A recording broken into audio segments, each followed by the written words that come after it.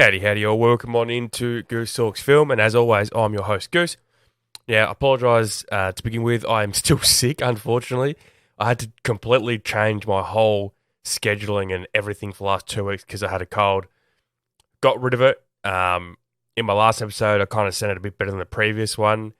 And then, at the start of this week, I've gotten another cold, and it's much worse. It's not COVID, but it feels like it is, but I've tested and it's not. But anyway, COVID's just considered a bad cold these days, and I've just got a bad cold anyway, but it wouldn't matter if it was COVID or not. But, anyway, so please bear with me if I sound a bit different, if I'm coughing and my voice cuts out and I'm excusing myself a lot, I apologise. But anyway, we're here to talk about the new release movie, Late Night with the Devil, and a new release horror movie. And as a lot of people know, I am myself a very, very big horror fan. It's probably my favourite genre.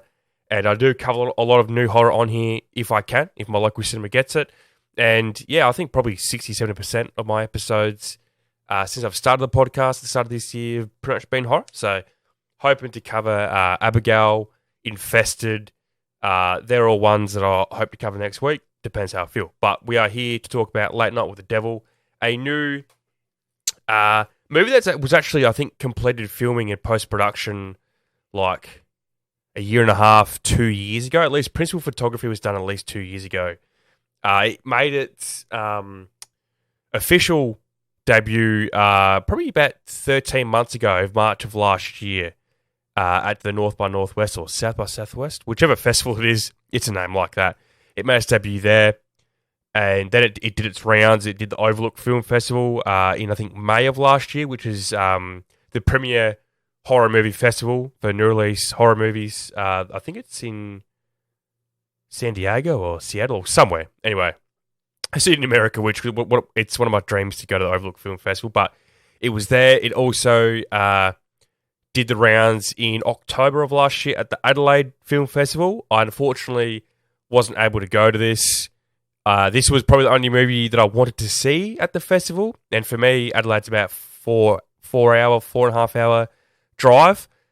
So it just, a lot of things weren't going in my favour just to make the trip and change a lot of things just to see this one movie. There was another one, The Royal Hotel, I think was another Aussie movie, but it wasn't on at the same time as this. So unfortunately I didn't get to see it, but I eventually have seen it now, 6-7 months later, and I was not disappointed. If you don't know what this movie's about, the short plot, very short one-sentence plot, is a live television broadcast in 1977 goes horribly wrong, unleashing evil into the nation's living rooms. So, this is a very unique horror movie. It really will itch that scratch if you're kind of sick of the same horror movies over and over again. And yes, this is a, supernatural possession type movie, but don't let that deter you if you're sick of that subgenre, because it's probably I would say my most hated subgenre, because I do like quite a few movies in that subgenre, but probably the one I'm tired of the most, to be honest. It used to be zombies about 10 years ago, and now it's the possession type subgenre, but this has a lot more going for it than that. I think the trailers did a really good job of not revealing too much, and there's enough new stuff that you don't see in the trailer to sink your teeth into. So while you're watching the movie, it's 90 minutes, it's an hour and a half. I think you're going to be really entertained in that hour and a half, because I certainly was. As I do here on Goose Talks Film, as always, I recommend a new release movie in 3 categories. It's definitely go watch the movies, wait until streaming, don't bother at all. Now, depending where you live, it might affect what you can and can't do. Currently in Australia, this is in limited theatres. So unfortunate for me, I had to watch it on digital. I couldn't watch it at the movies because my local cinema didn't get it. It's pretty much only a few chains in the big cities got it, and for like limited time. I think in America you might have missed your opportunity, but I could be wrong. I think it's been out for a little bit now, but you can watch it on Shudder in America. In Australia, we've got to wait. I'm not sure how long, because Shudder sometimes they get like worldwide rights, and then sometimes it's only in select countries, so got to wait and see for that news. But look, I will say that if you can watch it in the movies and you want to go watch it at the movies, support your local cinema. They're these movies are only successful if they make money. So if you can, but what I will say is don't be disappointed if you have missed your opportunity or you weren't, it wasn't available to you at the movies like myself, but you will kind of probably benefit from watching this at home because the way that this is presented and filmed is you're actually watching a proper real life late night talk show in the 70s. So, without giving away too much, it's not really, spoilers, but there's behind the scenes stuff in and around. But what you're mainly watching is an on air late night talk show from 1977. It's presented as that, as if you're watching a TV show. So you're feeling as though you're actually in your living room in 1977 watching it. So because it is filmed like a proper late night talk show and feels like it, they do a really good job of that. It's really not going to ruin your experience with this movie at all. If not, maybe make it a little bit better. Because, that's experience, this is intended. I'm not sure if the intention was this to just solely be streaming and they had a bit more love for it and released it in theaters. I'm not entirely sure. A bit like Monkey Man, that was meant to be for streaming, but Jordan Peele saw it and loved it and thought, this deserves a wide release. So his Monkey Paw Productions picked up and released it theatrically. So I'm not sure if this is a similar situation for this or this is always the path they were taking. But yeah, look, I'd recommend this, especially if you're a horror fan. This is a must-watch for 2024. A bit like, a bit of a sleeper hit, in my opinion, a bit underrated. Another one's Baghead.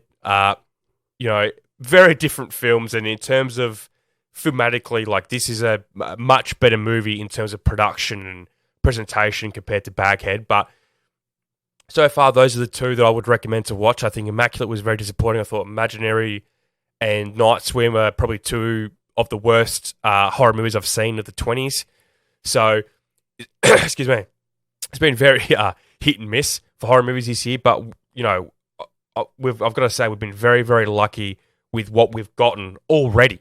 And we're not even halfway through the year. I mean, we're almost 5 months in and we've gotten almost probably 10 in total, I would say, if not maybe more in terms of the lower budget ones. But it's around about that 10 mark. Abigail has just come out. We've got some more horror movies with Sting and Infested coming out, 2 spider-themed horror movies. So, I mean, we are super, super lucky. And, we've Tarot coming out, I think, next week or the week after. So, all movies which I hope I can cover, but we'll wait and see. We are so spoiled. And especially when we're getting fucking movies like Late Night with the Devil. It's just these brothers, Cameron and Colin Cairns, this is their feature film debut as directors and writers. And they're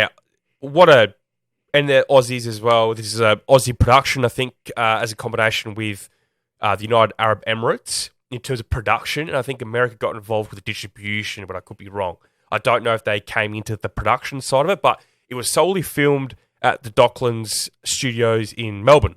So that's awesome for them. I mean, we had an Adelaide production last year with Talk to Me. Now we've got Late Night with the Devil from Melbourne this year. So massive props to all the Aussie filmmakers and all the other big execs and stuff giving the Aussies a chance, because I've always been Australia's biggest critic when it comes to film. We always do a lot of the same shit, like family-driven dramedies and a lot of the same stuff, and it's so annoying. But there are exceptions, like Crocodile Dundee and, I can't think of any from the top of my head. But we've made some great movies. I'm not taking anything away from that. But what we have excelled in, I would say, compared to all the other genres we've tried, has been horror. I mean, Razorback is a really, really good killer animal movie made in a very small budget, and it's filmed beautifully. You have Dead End Driving, which is a massive Ozploitation flick, but it is good fun. Wolf Creek and Wolf Creek 2 and Lake Mongo, and now we've got Talk to Me, Late Night with the Devil. I mean, we're getting opportunities, and they're willing to give us money to make these horror movies. So awesome work. Anyway, I'll stop rambling before we get into the spoiler territory. But yeah, I'm really, really proud of all the Aussie filmmakers, especially the Aussie horror filmmakers. We're getting more opportunities, and it's great. And they're taking the opportunities with full force. They're not messing around. They're delivering some great movies. So that's my recommendation.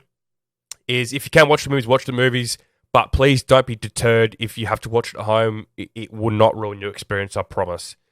Like I said, if not, make it a little bit better.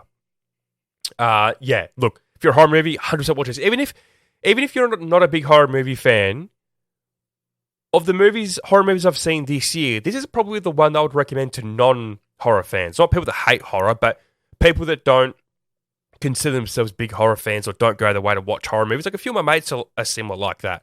They'll watch it if I want to watch it. This would be one I'd recommend, especially to people that love film and filmmaking. If they want to get into filmmaking, this would be a great one to watch. But yeah, excuse me. No, excuse me. I'll leave it there for the spoiler-free part of the podcast. So here is all spoiler warning.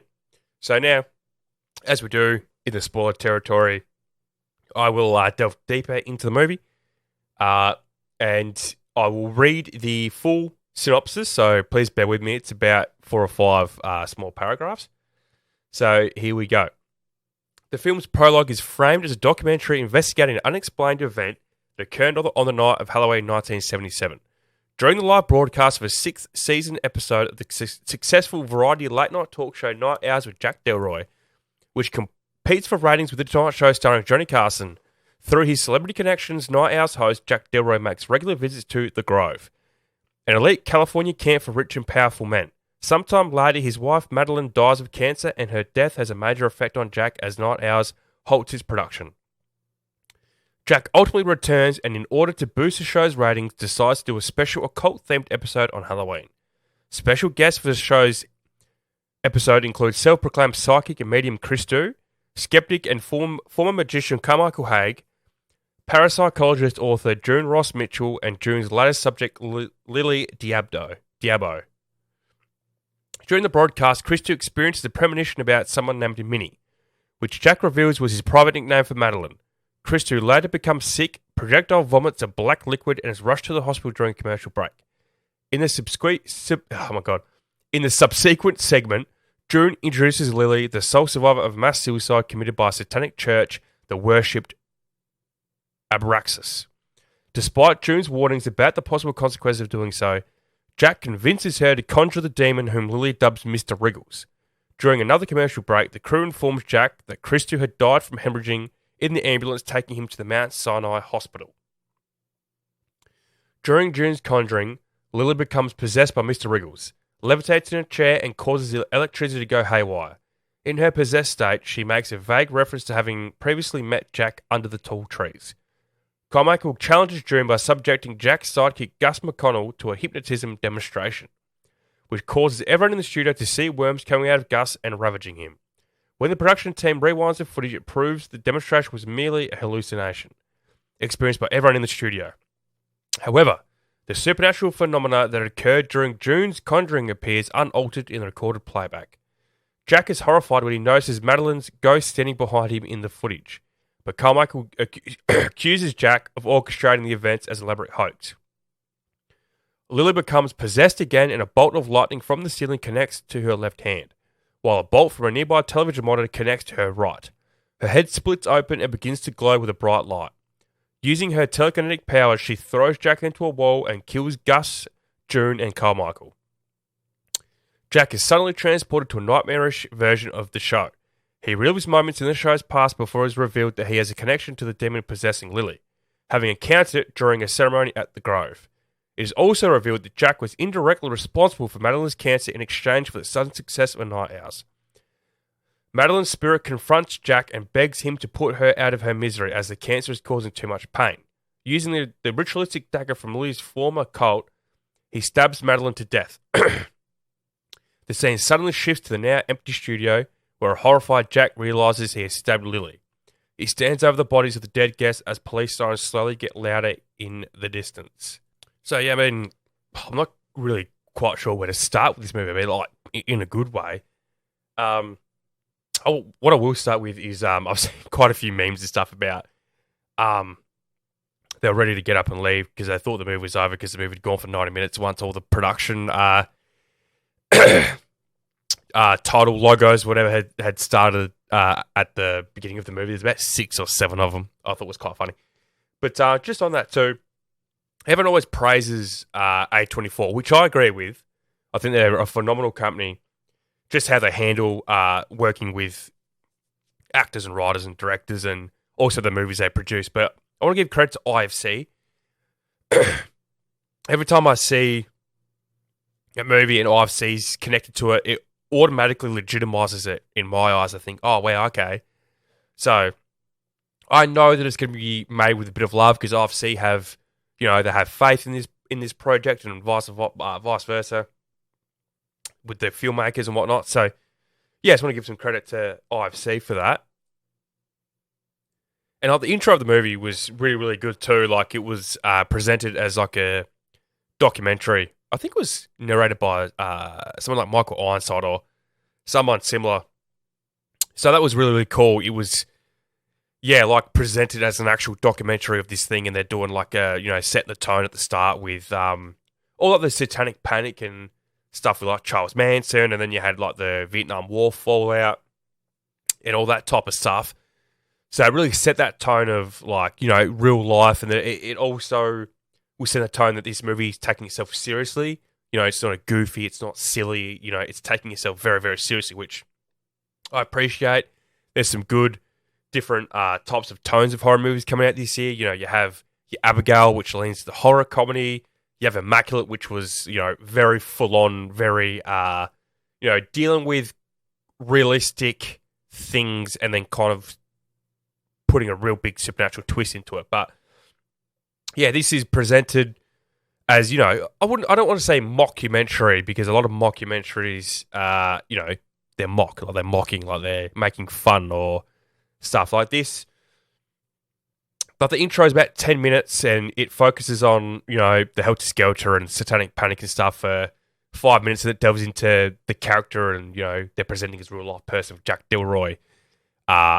His rise to fame and his ratings battle with Johnny Carson, which leads into the real-life stuff. Probably later on, probably not so much in the 70s. I think Johnny was definitely, no, come close to him in the 70s, but then when the 80s rolled around, in the 90s and stuff, there was a bit more of the late night battles going on. But yeah, late night's always had that edge of it, of battling between networks and companies, and probably more so these days because there's more companies and networks throwing their hat in the ring. But I thought that was really cool. Then it delves into Jack's personal life, that it's setting the story up that he lost his wife due to cancer and he loved her so much and took a month off, and he's surprisingly coming back after only a month. And especially for Halloween, a cult type episode. Everyone's a bit worried about how he goes and blah, blah, blah. And then we jump into the movie, and at the start, it presents itself, like I said, as you're watching an actual late night talk show, because it says this was the master copy of the show that was shown that night, right? So I think probably my only, and it's not even really a big gripe, probably my only disappointment I'll probably say is seeing that and then seeing a lot of the movie from the perspective as if I was watching this at home in 1977 was, oh, cool, you're actually watching it like, it's not, you're not seeing the show and then quickly cutting to behind the scenes, and you're watching the actual show that's being broadcast to millions of people nationwide. And I thought, oh my God, this is cool. Like, this is going to be really, really interesting. Like, I'm watching a TV show, but it's actually a horror movie. But then we cut to the behind the scenes, and it's in black and white, and it looks a lot clearer than when you're watching the TV show. I'm like, oh, okay, so who's filming this? The actors or real life people we'll refer to aren't interacting with the person holding the camera. It's not like a documentary crew. They're not taking any notice of it. So I was a bit confused. That kind of disappointed me a bit. It took me out of the perception of watching a late night talk show a little bit. I know it's probably hard for a full hour and a half just to be watching a TV show, mainly because we all know talk shows go for about an hour, but more so, I know in character development and a few things are revealed about like Christo's death, which we'll touch on in a second. That has to happen kind of off camera, but it kind of took me out a little bit, but the movie's so good it didn't really matter in the end. But I thought, after seeing the message at the start, I'm like, the master copy, which means it's the original copy, like the master copy that would have been used to be broadcast nationwide. So I thought, really, like, how is then like this behind the scenes footage then cut intertwined throughout the broadcast show? But yeah, I mean, continuity wise, doesn't really make a lot of sense. But I'm not going to let that ruin my enjoyment of the movie. What I did really like was the aspect ratio. So a lot of people might notice and they might criticize it because everyone likes everything to be modern, but it's like a box aspect ratio, like your old TVs were, because actually that's what a lot of things, when TV started in the 50s and 60s it was broadcast to everyone's TV, and everyone only really had the small box TVs, and that was the aspect ratio. We did get the widescreen aspect ratio to later on in the 2000s, so I thought that was a nice touch. It was a ballsy touch. Like I said, it might deter maybe a small handful of people. And one of my biggest praises for the movie is David Dasmalchian. Haven't mentioned him yet, but a lot of people know him as a big character actor. He's been in quite a lot of big movies. To the wider audience, recently in the Suicide Squad, he was Polka Dot Man. That probably got him, a bit more of a household name, but he's always been involved in horror. He's always interviewed for horror documentaries. He loves it. He's hosted the Fangoria Chainsaw Awards, I think twice back to back, 22 and 23. So he obviously loves the genre, and for him to get like a big leading role, like the leading role in a movie like this that's going to be talked about for years to come in terms of 2020 horror movies, like 20s horror movies, I should say. Great to see him, usually a bit character or a character actor, but he really took this with two hands and he fucking ran with it because he is awesome. And he really captures a late night talk show host in terms of mannerisms and everything like that. He just, the hand in the pocket and delivery of jokes and the lines and the interviewing, really done his research. He knew what he was doing. He's equal with Gareth Shandling when Gareth Shandling did his show in the 90s where he plays a talk show host, and it's done in a similar way where it's kind of like a bit of a documentary style type show and whatnot. I thought he killed it. I definitely, and not impersonations or anything like that, but he definitely channeled parts of, ironically, the person that this character was trying to beat in the ratings, Johnny Carson. He had that with the way that he had his hand in his pocket and moved his body in his delivery of his jokes, but he also channeled Conan O'Brien in that same sense as well, with the facial expressions and the way he moved and made jokes at Gus and whatnot. And then also Dick Cavett, the way he interviewed the people was very Dick Cavett-like, it very serious, like it's a serious talk show dealing with serious issues, but always willing to have a wink at the camera and make a really witty, deadpan, blank-faced joke. That was, Dick Cavett style. So I thought he really, really channeled those three people without coming off as impersonating, which is a very, very hard balance, but I thought he did a great job.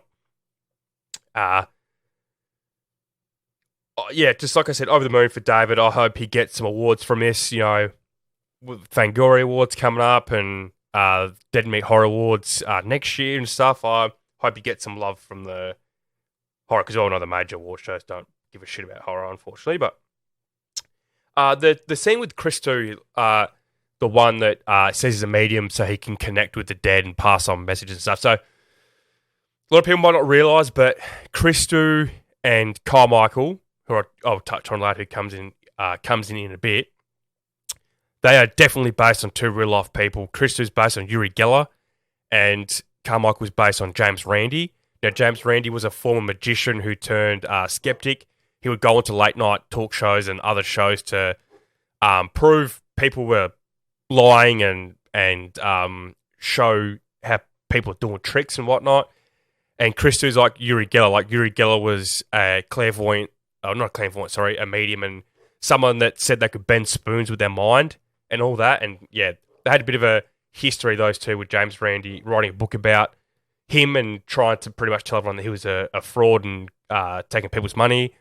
And 3 times Uri Geller tried to sue James Randi, and he lost every time and actually had to pay, I think it totaled about $400,000 out of the three to pay for legal fees and stuff. So James Randi didn't have to pay a cent from getting sued by Uri Geller. But anyway, Christo is very similar. The actor really nails the role of Christo really, really well. So he's playing someone like Uri Geller that you want to believe is true because they come off as genuine, like they're not being cocky, arrogant, but come off as a bit goofy as well.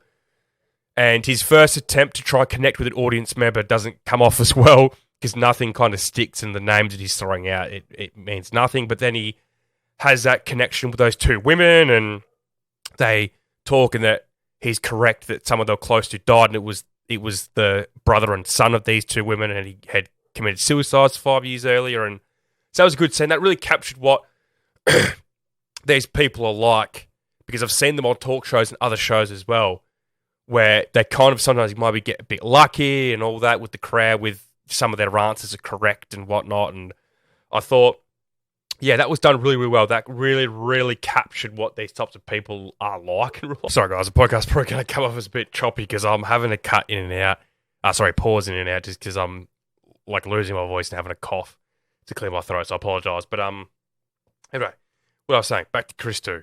Yeah, I thought the bit where he then starts to get like really aggressive that he's channeling and he's saying Minnie and it turns out to be Jack's dead wife, and that reveal was really good that his nickname to her was Minnie because that was the name that was coming through with Christo. And I thought, yeah, the actors playing Christo and Carmichael were really good. They had like a really nice, maybe, I don't know, 3-minute scene where Christo is like obviously very uncomfortable with having to sit next to Carmichael because he knows that he's going to question him and say that he's a fraud. And Carmichael has, from what I could tell, has a good record of proving these types of things wrong or failing for the other person to prove it right. I thought both actors did an awesome, awesome job. The actor playing Carmichael, I have seen things, he's an Australian actor. He's been around for, I think, like 30, 40 years. Good character actor. He's got a very recognisable face, quite well known here in Australia. By face, maybe not by name, but yeah, like I said earlier, I was a bit disappointed with behind-the-scenes stuff. I thought it kind of took me out of the illusion a little bit, but we did get some good scenes from that, though, with when Jack found out that Christo had died after vomiting that black goo at Carmichael, which was quite entertaining, and Carmichael having to get a different jacket out of his car. Yeah, so, I mean, there was some... The only time we obviously saw the producer was behind the scenes because he's not on screen at all. So, and I mean, he wasn't a super important character either, but he was, still involved a little bit with, like, him and Jack, obviously. They're the two people that are running the show, and he's helping Jack pretty much keep the show on air. So, I mean, he's important to a degree. Yeah, I love the wording and the analogies that Carmichael uses and comes as a real douche. I mean, from what I gather, James Randi was never really overly rude or a terrible person or anything, or at least in public and on TV shows. But he was, very straight to the point in proving things to be wrong and whatnot. But this is definitely like an amplified arsehole version of him. And I was kind of... The way he dressed and stuff, I think just because he reminded me of past characters, probably more than anything, that he had looked like characters I've seen in the past that were actually part of like satanic churches and rituals and stuff. And I thought, is Carmichael actually a devil worshipper and he's proving all these other people false when they say they have connections to the devil and can talk to the devil because he actually can? Like, is he actually like a leader of a satanic church or something? And then the end bit, like, it could be taken two different ways, but that end bit when it's revealed that, the demon or the devil, whoever comes out of Lily, will electricity pretty much kills everyone, and Carmichael then pretty much straight away, as soon as he sees Lily change, he's like, oh shit, and then he offers himself up to the devil, or to Lily, and it's like, okay, he's doing it out of fear, or is it more like a moment of, oh, finally I'm actually coming to to face after all these false prophets and stuff, coming face to face with the actual devil. Like, here I am, you can have me. I don't know. Two different ways you look at it. It could just be the typical cliche of they see a devil or a monster and like, oh shit, oh my god, like please, I sacrifice myself. I don't know, but I thought the way that they wrote that character and the execution of it kind of left open for interpretation, which isn't bad, but that is definitely something I thought about. I'm like, oh, is Carmichael really an actual devil worshipper? And then you have the thing with Jack that, from what I can gather, and with the twist ending and stuff, that he was part of this, satanic group. But from what I can gather, and from his reactions to everything and to certain things, is that he joined this group with promises that he was going to be a big star and his show was going to be beating Carson every week. He thought that with their connections and their money and stuff, that was going to be the thing that got him over the line, not making a deal with the devil, essentially like a monkey paw situation. And that, but the movie pretty much confirms that he was the reason why his wife got cancer and died. So really, it's a monkey paw situation that the price to pay was his wife dying of cancer. But yes, his TV show probably is the most talked about thing and got massive ratings for all the bad reasons, because now everyone's dead. He's probably going to get arrested for stabbing Lily. And yeah, all shit's hit the fan. And that's the thing with these monkey paw situations, make the deal with the devil situations, is that they never go to plan. I think this is a really, really good interpretation of the whole monkey paw thing and the whole, making a deal with the devil type thing. I thought it was, the execution for the on the ending, was probably not the best. I mean, it could have been done better, but it could have been done worse, for sure. But yeah, I thought the overall execution of the movie was quite good. I thought it was not so much particularly like a slow burn movie, but it was like methodically planned with when it was revealing things, when it was showing things. It would drip feed us a lot of things. We didn't have, it's like we had to wait an hour to see any possession, take place or anything like that. We got to see that pretty early on, like with like Christo's involvement, and then him vomiting, and then we got to see Lily possessed the first time, and then So I really thought the pacing was like really, really good. Usually, there's something drastically wrong when an hour and a half movie has bad pacing, but this was really, really good. I thought the overall cast was really, really good.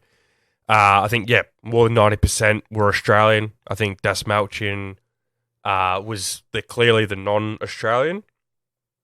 I thought the voices they used for when Lily was possessed by Mr. Wriggles, I thought was like really cool, really effective, and it's not anything original. It was similar to the Exorcist voice and others we've heard in the 50 years since.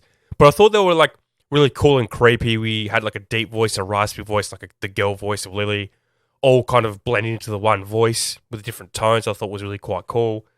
I thought probably my favourite scene overall was probably the hypnosis scene, where we see the possession take place with Lily. She levitates.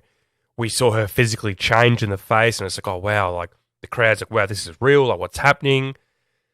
Jack and his producer are happy because they're getting phone calls that they're having like a emergency meeting, like in a good way. So we saw that, and then Carmichael's like chomping at the bit to prove it wrong. I'm like, well, how's he going to prove this wrong? And he says it was simple hypnosis. Grabs Gus, Jack's sidekick, and he hypnotizes him. And this scene was done really, really well. So it's a group.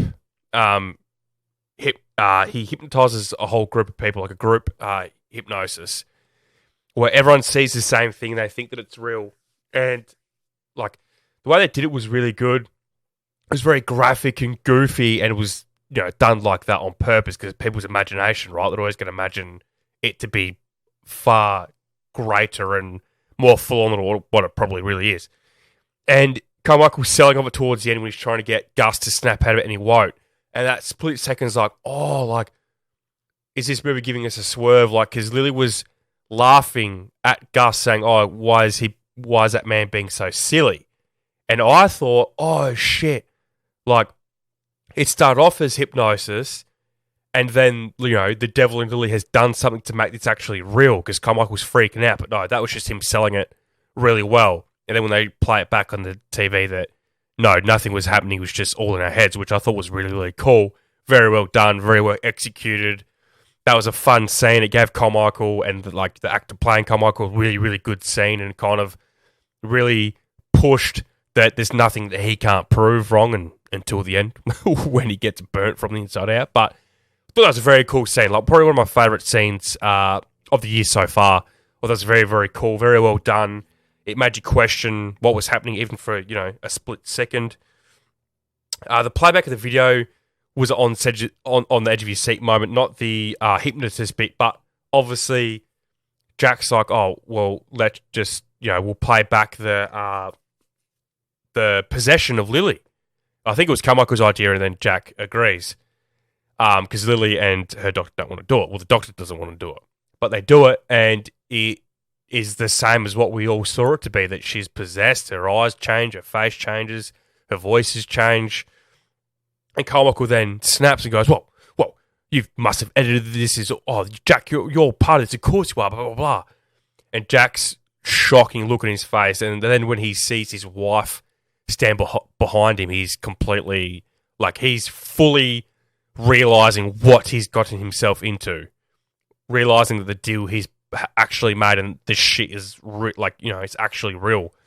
That was a really, really cool 5-minute scene, done really well. It did everything it needed to do, and I thought it was really cool. And also, it was only for a split second I thought, oh please, I really hope this movie doesn't go down this route where they play it back and it was a group hypnosis as well, the whole movie was pretty much false. I was like, oh no, please don't let it be one of those movies where the whole thing was we were hypnotized by Lily's doctor. Please, please don't. And Krista was in on it or something, I don't know. But no, we didn't get that, thank fuck. It was a full-on possession, supernatural, paranormal movie, so that's good. I wasn't completely disappointed.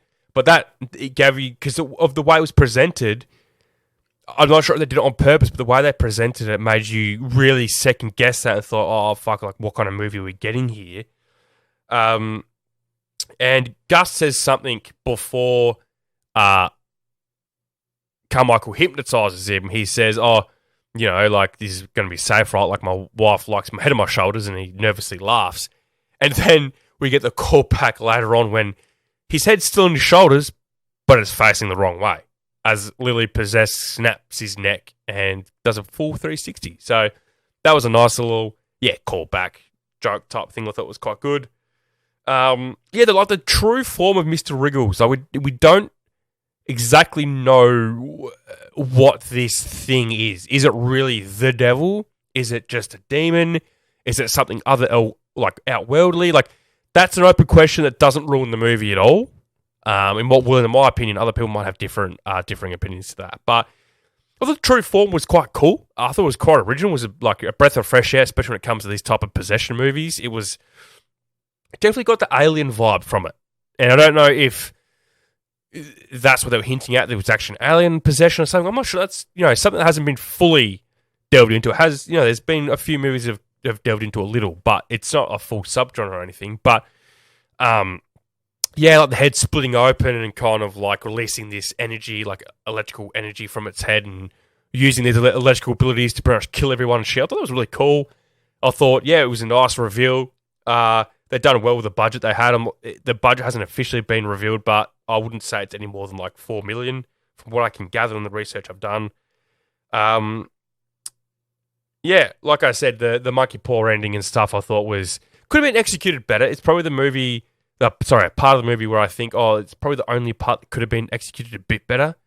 But it could have been executed worse in saying the same thing. It was, I think, the open-endedness of it, and if you weren't following enough, and if maybe you didn't have any knowledge or back history on Monkey Paw and Deals with the Devil, you might be left very confused. But lucky for me, I know a bit about that type of thing. So I was kind of this is definitely, this is a Monkey Paw situation for sure. A lot of people won't get that experience. So I think the ending could have done a lot better to maybe help the more casual people understand what was happening.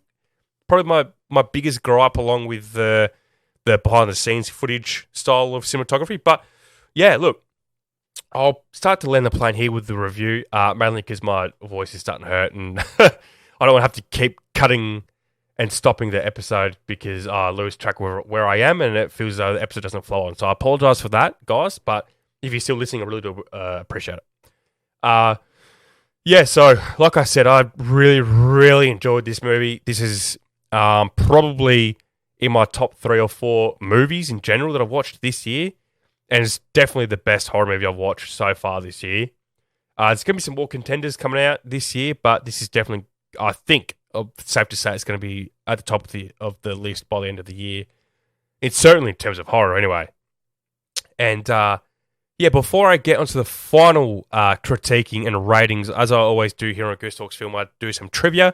And this movie's got a lot of trivia. I won't read it all. I'll try and read some ones that seem interesting and different. But here we go. The comical character is very clearly based, including physically, on the real-life James Randi.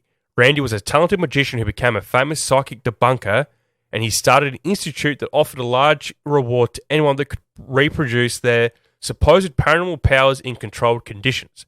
Over decades, nobody was able to win the money. So I didn't realise that side of it, that James Randi actually did something similar to what Carmichael does in the movie, where he initially offers $100,000 and then ups it to $500,000 for anyone that can actually prove the paranormal. Yeah, so that's cool. I didn't actually realise that extent of it.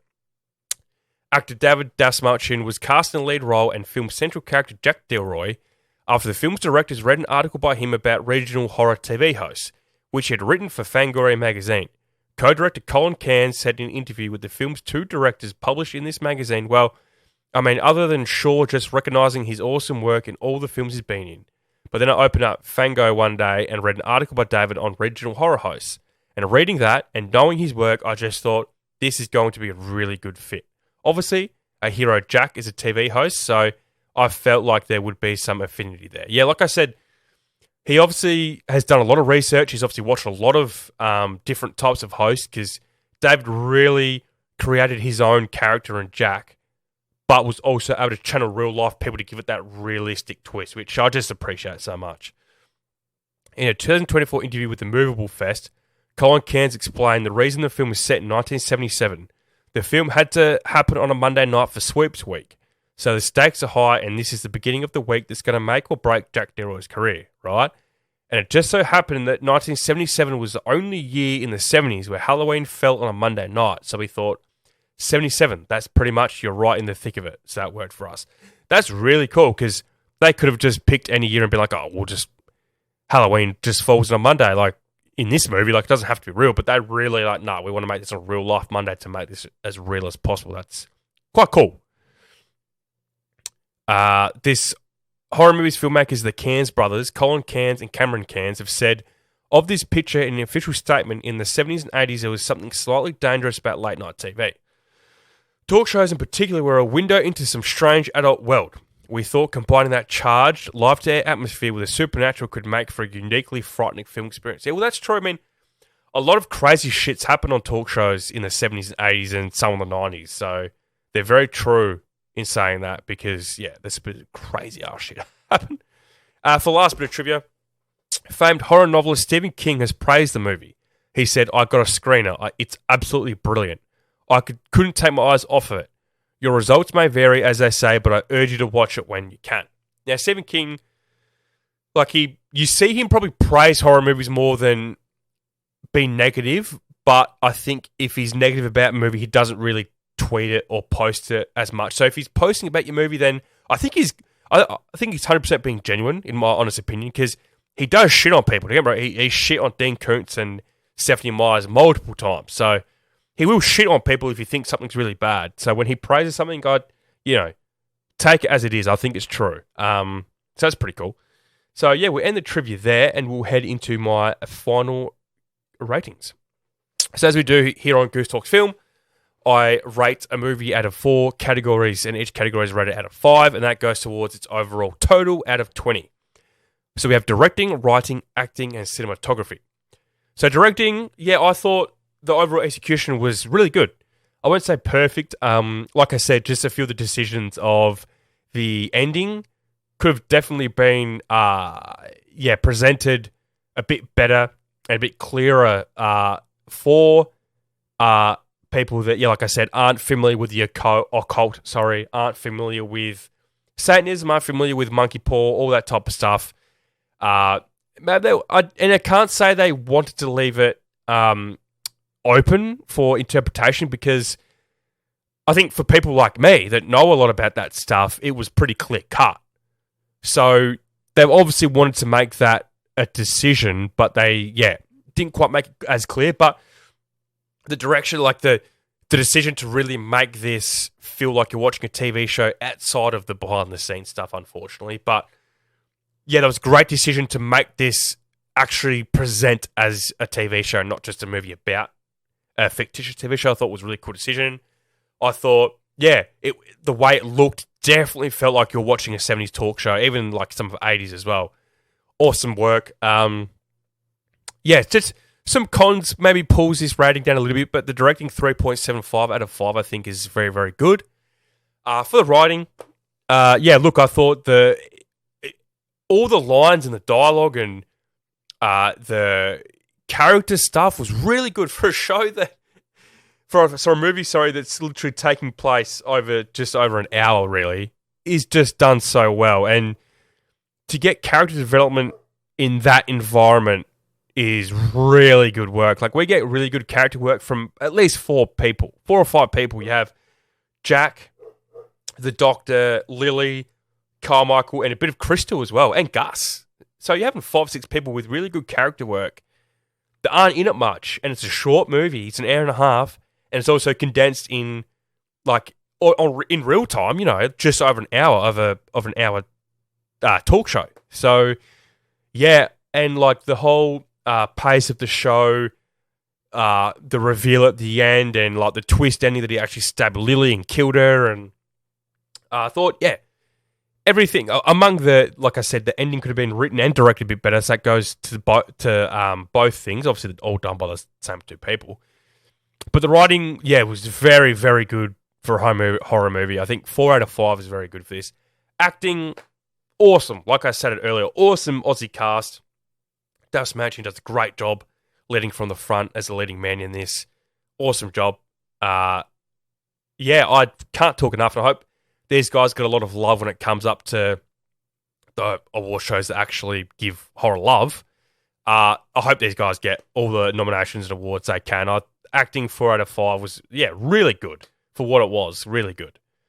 Cinematography, like I said earlier, like goes to the directing as well, of making this feel like a real late night talk show.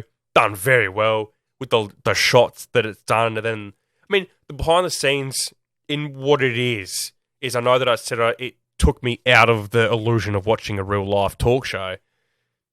Just taking what it is with the documentary style, it does good as a close-up. Like, it kind of does a good job of separating itself from the talk show, because you know that you're watching the talk show, then you watch the behind the scenes, that black and white, and then you're watching the color.